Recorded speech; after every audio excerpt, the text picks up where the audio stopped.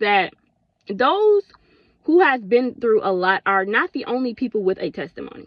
Okay, their story is not the only story that can help save or change lives, but that's what people seem to think. They seem to think that you have to have this dramatic testimony, like just like all these life events happen to you in order for the testimony to mean something, to be important, to hold any type of weight. They're not the only people that helps people through their testimony.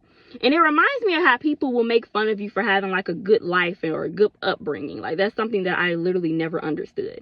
Like, even when you had like a good life, like, excuse me, because even when you had like a good life or good upbringing, that doesn't mean that you don't go through things. You know what I'm saying? Like, what's hard to somebody else may not be hard for you. And their struggles may not be your struggles.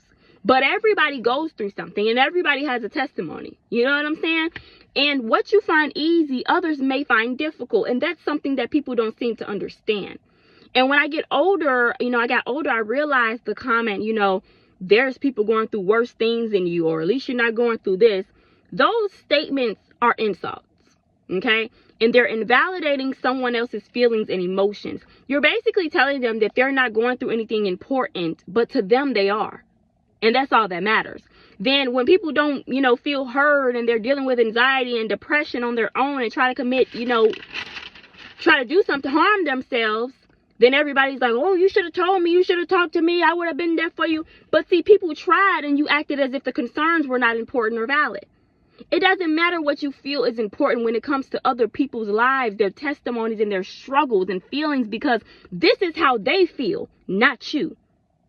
And I was in a situation where I felt that I was overlooked because I didn't have a certain testimony. And in that same environment, baby, God used me right in front of those same people to the point that they couldn't deny that God indeed was with me.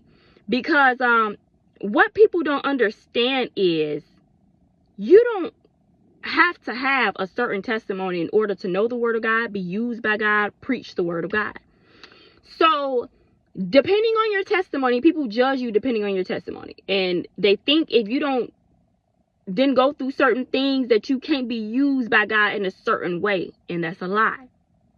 Your testimony has nothing to do with knowing the word of God and being anointed. God didn't say I'm only going to anoint those who went through X, Y, and Z. God didn't say nothing about no born testimony, no this, no that. That's another thing that man just came up with.